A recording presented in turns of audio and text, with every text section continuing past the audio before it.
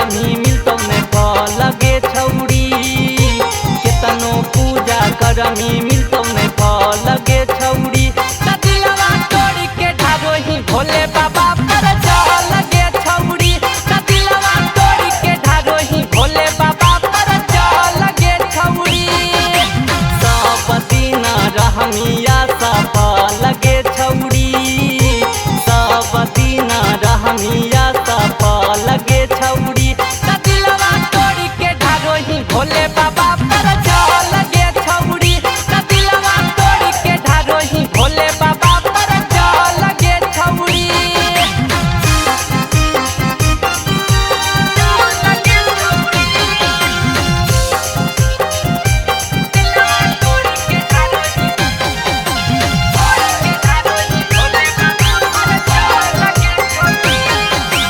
जैसे तू हमरा देनी हा दुख गे, कहियो ना बाबा देखुम तोरा सुख गे। कितनु तू जपमी बाबा भोलेनाथ गे, देनी हा धोखा ता पर तौ पाप गे।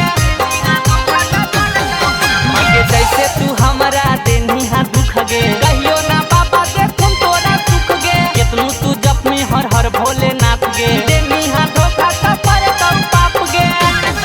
आगे कर सुन नाही समस्या के तो रह लगे छौड़ी, कर सुन नाही समस्या के तो रह लगे छौड़ी।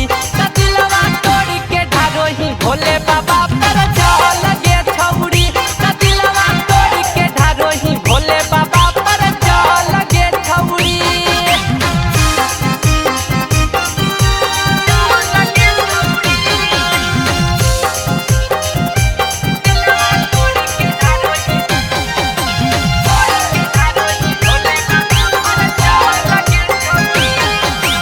बाबा से कितनो तू मांगमी मंगानावा, हमरा जैसन नाही मिलतो सजनावा। भले तू गाले भोला के भजनावा, पूरा नहीं होतो कबो तोर सपनावा।